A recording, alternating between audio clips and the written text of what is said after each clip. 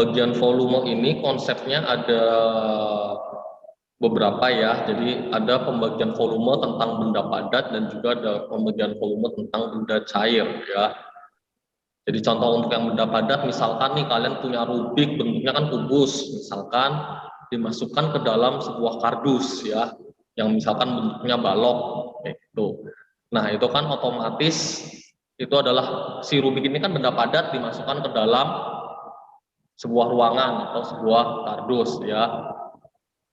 Maka nanti kalian bisa menghitung dengan, nah tadi karena yang otomatis yang lebih besar adalah si kardusnya kan ya, maka misalkan kalau di sini dicontohkan balok, berarti kan maka P kali L kali T ya.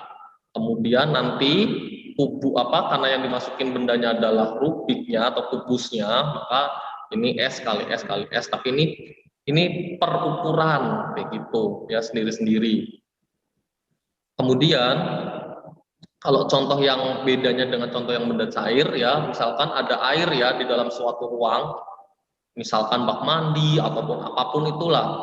Nah air itu akan dipindahkan ke dalam ruangan yang lain atau tempat yang lain, istilahnya kayak gitu. Itu namanya kan zat cair. Nah kalau zat cair atau air ini, maka nanti konsep pembagian volumenya adalah rumus volume 1, yaitu rumus ketika bak atau tempat yang besar ya dibagi rumus volume kedua. Rumus volume kedua itu adalah tempat yang akan dipindahkan, yang akan dituju, istilahnya kayak gitu. Sampai sini dulu ada gambaran perbedaannya. Di sini ada beberapa contoh ya, contoh 1 dan contoh kedua. Contoh 1 ini yang tentang zat padat.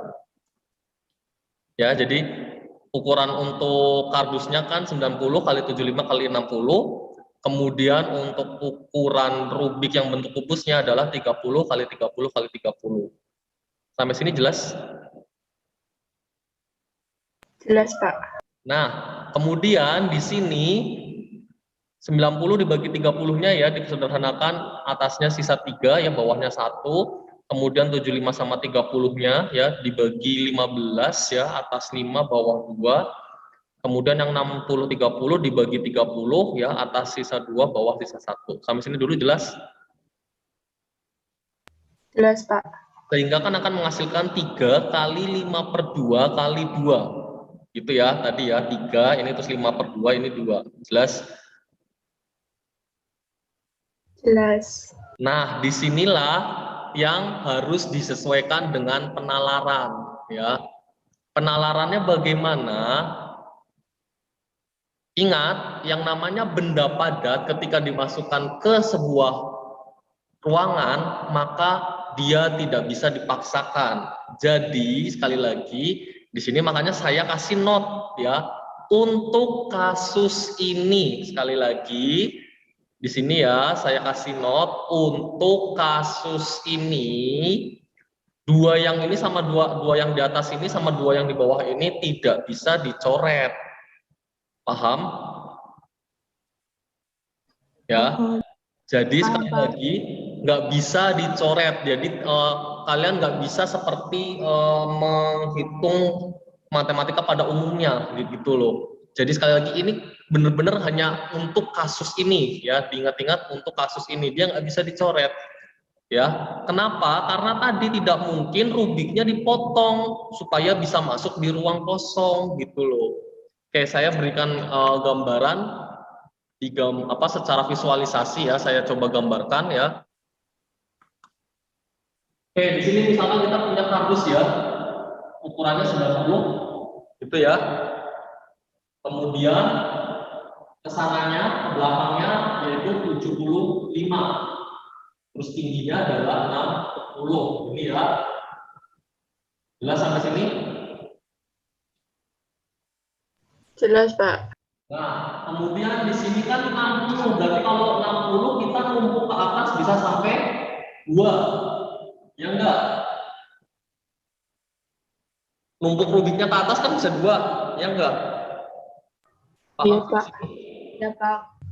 Paham, Pak. Untuk numpuk ke samping depan sini, ini bisa sampai 3. Paham? Paham, Pak. Oke, bisa sampai 3 ya. Ini. Nah, yang ke belakang muat berapa? Ya cuma muat 2 tadi, ya. Hanya bisa muat 2. Di sini sisa. Paham? Paham, Pak. Ya, lah yang ini adalah namanya ulang kosong tadi. Itu kenapa tadi nggak bisa dicoret? Jelas? Jelas, Pak. Itu ya.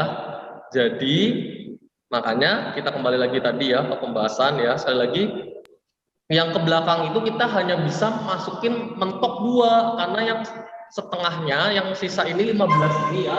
15 ini berarti sisanya 0 ini. Tadi ini 3 ini berarti yang bagian mana? Yang bagian depan. Ya enggak? Jelas? Lah ini 5/2 ini kan kalau dibikin jadi 2,5 nih. Jadi pecahan campuran ini kan 2,5. Lah ini yang tadi saya bilang setengah yang ini nggak bisa dikalikan. Bagian setengah yang ini nggak bisa dikalikan. Ini namanya lebihan ruang kosong. Makanya jadi untuk kasus ini setengahnya nggak bisa ikut dikalikan. Paham? Jelas? Paham, Pak. Jelas, Pak. Nah, 2 yang terakhir ini adalah yang bagian ke atas. Itu jelas? Jelas, Pak. Makanya yang dikalikan itu hanya 3 kali 2 kali 2. Yang setengahnya ini sekali lagi nggak bisa ikut dikalikan. Jelas? Sehingga hanya bisa muat 12 kubik. Oke, sekarang contoh yang kedua. Bak mandi ya berisi air penuh ya, ukuran bak mandinya 120 kali 100 kali 80. Kemudian dipindahkan ke akuarium yang bentuknya kubus dengan ukuran 40 cm. Maka berapa banyak akuarium yang dapat menampung ya. Nah, di sini karena ini zat cair ya atau air ini kan teorinya adalah bisa menyesuaikan dengan bentuk bendanya, ya enggak? Paham? Bedanya dengan zat seperti itu. Kalau zat cair dia akan menyesuaikan bentuk bendanya kubus ya jadi kubus, bentuk bendanya misalkan tabung yang bisa jadi apa bisa menyesuaikan ke bentuk tabung, itu bedanya zat cair. Maka bisa menjadi langsung jadi satu ya. Jadi kalau untuk zat cair ya bisa langsung jadi satu. Nah, bisa lihat ke sini kembali ya. Tadi kalau zat cair berarti banyak akuarium gitu ya. Tadi 120 kali 100 kali 80 ya dengan akuariumnya ukurannya 40 kali 40 kali 40. Nah, di sini kita bisa coret keluarnya dulu ya semuanya ini. Sehingga akan menghasilkan 12 kali 10 kali 8 per 4 kali 4 kali 4. Sudah? Nah, di sini kita sederhanakan 12 sama 4 ini 3, ini 1, 10 sama 4 dibagi 2 saja. Ya, hanya bisa dibagi 2 yaitu 5 bawah 2. Kemudian 8 sama 4 bisa dibagi 4 ya. Atasnya sisa 2, bawahnya sisa 1. Sekarang pertanyaannya 2 yang ini, yang atas sama 2 yang bawah bisa dicoret? Bisa, Pak. Bisa. Jadi ini seperti mengerjakan matematika pada umumnya ya.